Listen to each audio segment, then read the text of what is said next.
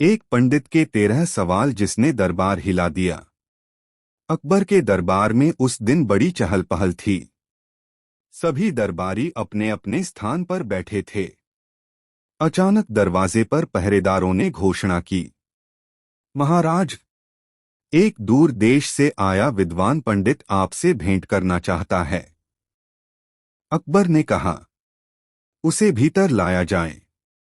दरवाजे से एक लंबा, दुबला-पतला पर तेजस्वी चेहरा लिए पंडित अंदर आया। उसकी आंखों में आत्मविश्वास था और चाल में विद्वता की ठसक।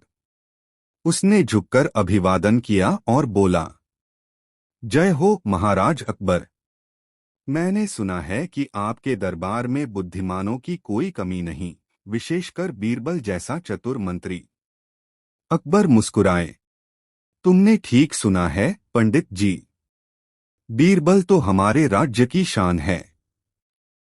पंडित बोला, यदि ऐसा है तो मैं बीरबल से कुछ प्रश्न पूछना चाहता हूं। प्रश्न सरल नहीं हैं, परंतु सत्य ज्ञान से भरे हैं। यदि बीरबल ने उत्तर दे दिए तो मैं उसकी विद्या को नमन करूंगा, अन्यथा उसे मानना होगा कि मेरे समान कोई नहीं। दरबार में सन्नाटा छा गया। अकबर ने उत्सुकता से कहा, ठीक है पंडित जी, आपकी चुनौती स्वीकार है। बीरबल तैयार रहेगा। बीरबल मुस्कराया, महाराज, जहां ज्ञान की परीक्षा हो वहां बीरबल कभी पीछे नहीं हटता। पहला सवाल, सच्चा धन क्या है? पंडित ने पूछा, हे बीरबल, बताओ संसार में सबसे सच्चा धन कौन सा है? बीरबल ने बिना सोचे उत्तर दिया, सच्चा धन वह है जो न चोरी हो, न जल जाए, न राजा छीन सके, और वह है ज्ञान। पंडित ने सिर हिलाया, ठीक है, पहला उत्तर सही। दूसरा सवाल, सबसे बड़ा शत्रु कौन? पंडित बोला, बताओ मनुष्य का सबसे बड़ा शत्रु कौन है? बीरबल बोला, मनुष्य का सबसे बड़ा शत्रु उसका क्रोध है। यह मित्रों को भी दूर कर देता है और बुद्धि को नष्ट कर देता है। अकबर ने प्रसन्न होकर कहा, वाह बीरबल। तीसरा सवाल, सबसे बड़ा मित्र कौन? बीरबल बोला, धैर्य, क्योंकि वही कठिन समय में साथ देता है। पंडित मुस्कराया, अच्छा जवाब। चौथा सवाल, सबसे बड़ी हार क्या है? बीरबल बोला, अपने ही मन पर नियंत्रण खो देना, यही सबसे बड़ी हार है।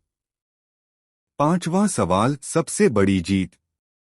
स्वयं पर विजय पा लेना, बीरबल ने कहा, क्योंकि जिसने खुद को जीत लिया उसे कोई हरा नहीं सकता। छठा सवाल, सबसे बड़ा धर्म क्या है? दया, बीरबल बोला, दया वह धर्म है जो हर धर्म की जड़ में है। सातवां सवाल, सबसे बड़ा पाप कौन सा है? बीरबल बोला, कृतघ्नता, यानी उपकार करने वाले के प्रति आभार भूल जाना। ऐसा व्यक्ति ईश्वर से भी दूर हो जाता है। आठवां सवाल, सबसे बड़ा गुरु कौन? अनुभव, बीरबल ने मुस्कराते हुए कहा, क्योंकि अनुभव वही सिखाता है जो कोई पुस्तक नहीं सिखा सकती। नौवां सवाल, सबसे बड़ा देश कौन सा है? बीरबल बोला, वह देश जहां न्याय और प्रेम का राज्य हो। भूमि नहीं, भावना ही देश बनाती है। 10वां सवाल, सबसे बड़ा राजा कौन है? बीरबल ने उत्तर दिया, वह जो अपने प्रजा के सुख को अपना सुख माने, वही सच्चा राजा है। अकबर गर्व से मुस्कराए। 11वां सवाल, सबसे बड़ा सुख क्या है? शांत मन, बीरबल ने कहा, क्योंकि जो मन शांत है वही सच्चा सुखी है। 12वां सवाल, सबसे बड़ी गरीबी क्या है? अज्ञान, बीरबल बोला, क्योंकि जिसके पास ज्ञान नहीं वह कितना भी धनी हो भीतर से निर्धन ही रहता है।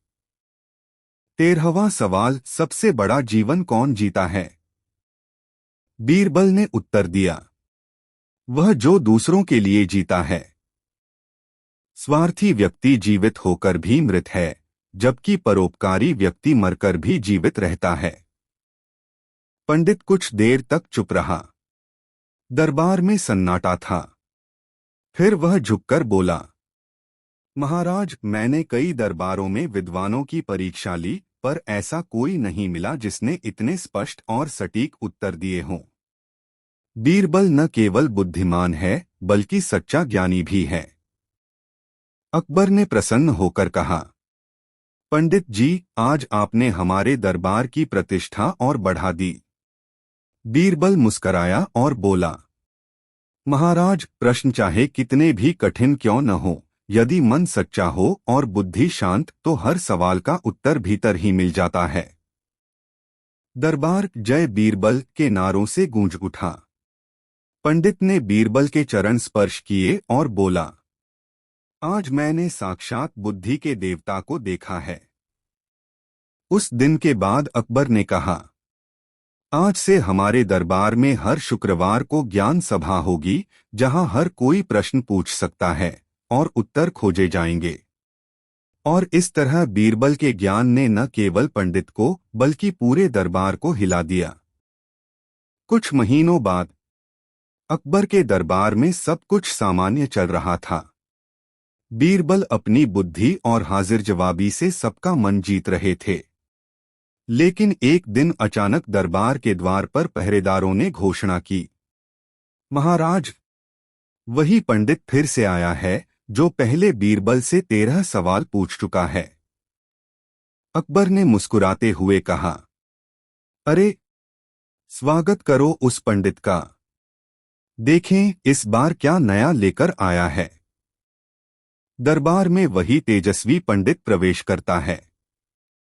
लेकिन इस बार उसके चेहरे पर हल्की मुस्कान नहीं, बल्कि चुनौती की चमक थी। उसने झुककर कहा, जय हो महाराज।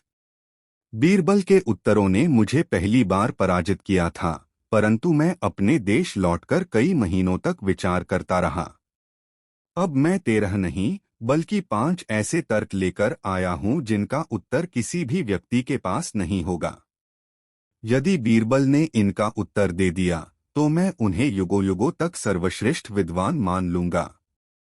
अकबर ने हंसते हुए कहा, बीरबल हमेशा तैयार रहते हैं। बताओ, क्या है तुम्हारे असंभव तर्क? पहला तर्क, बिना कारण के कारण। पंडित बोला, बीरबल, बताओ वह कौन सी बात है जो बिना कारण होती है, फिर भी संसार की सबसे शक्तिशाली चीज है। बीरबल मुस्कराया, वह है प्रेम पंडित जी। प्रेम का कोई कारण नहीं होता, न रूप, न लाभ, न भय, फिर भी वही दुनिया को चलाता है। माता का अपने बच्चे से प्रेम बिना कारण है, पर वही सबसे बलशाली भावना है। पंडित चुप हो गया, फिर बोला, तुमने ठीक कहा बीरबल, बिना कारण का कारण प्रेम ही है। दूसरा तर्क, न जीतने वाला विजेता। पंडित ने कहा, बताओ बीरबल, कौन विजेता है जो कभी जीत नहीं पाता? बीरबल ने उत्तर दिया, वह अहंकारी व्यक्ति है। वह हर लड़ाई में जीत सकता है, पर स्वयं के भीतर की लड़ाई हार जाता है। इसलिए उसका हर विजय भी पराजय है। अकबर ने प्रसन्न होकर कहा, बीरबल, तुम्हारे उत्तर में जैसे जीवन का सार छिपा है। तीसरा तर्क, बिना पैरों के यात्रा करने वाला। पंडित ने मुस्कराते हुए पूछा, बीरबल, बताओ कौन है जो बिना पैरों के पूरी दुनिया घूम लेता है?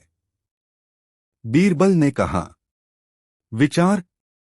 विचार ही ऐसा यात्री है जो शरीर के बिना यात्रा करता है।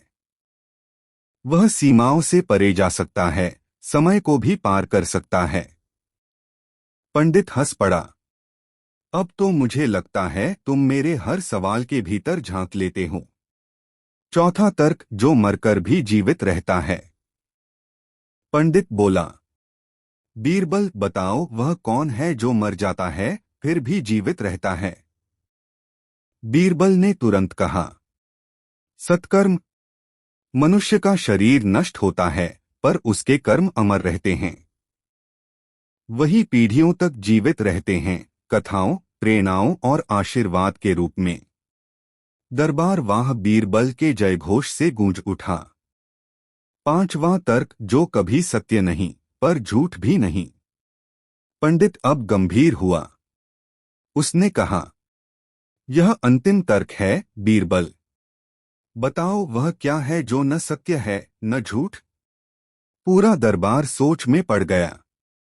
कुछ देर का मौन छाया रहा।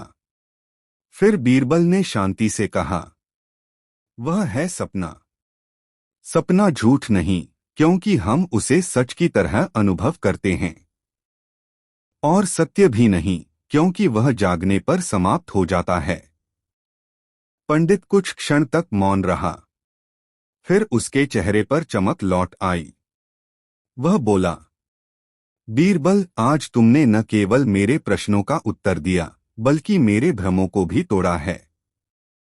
सच कहा था महाराज ने, बीरबल केवल बुद्धिमान नहीं, बल्कि जीवन के ज्ञाता हैं। दरबार में सम्मान। अकबर ने कहा, पंडित जी, बीरबल के ज्ञान से जो कोई भी परीक्षा लेता है, वह अंत में स्वयं कुछ सीखकर लौटता है। यही उनका गुण है। फिर उन्होंने बीरबल को एक स्वर्ण मुद्रामाला भेंट की और घोषणा की, आज से बीरबल को विद्या सूर्य की उपाधि दी जाती है, क्योंकि उनकी बुद्धि संसार के अंधकार को दूर करती है। पंडित की विनम्रता। पंडित झुककर बोला, महाराज, मैं हार कर भी जीता हूं, क्योंकि बीरबल के उत्तरों से मेरा ज्ञान और गहरा हुआ है। मैं अपने देश लौटकर बच्चों को यही सिखाऊंगा। सत्य केवल ग्रंथों में नहीं, जीवन के अनुभवों में छिपा है। अंत संदेश। जब पंडित चला गया तो अकबर ने बीरबल से पूछा, बीरबल, क्या कभी तुम्हें डर नहीं लगता कि कोई तुम्हें हरा देगा? बीरबल मुस्कराए, महाराज, जो सीखना बंद कर दे वही हारता है। मैं तो हर प्रश्न में नया ज्ञान खोजता हूं। अकबर ने प्रसन्न होकर कहा, इसलिए तो तुम हमारे दरबार के सबसे उजले दीपक हो। और दरबार जय बीरबल के नारों से गूंज उठा। जहां ज्ञान का प्रकाश फिर से सबके दिलों में जगमगा उठा।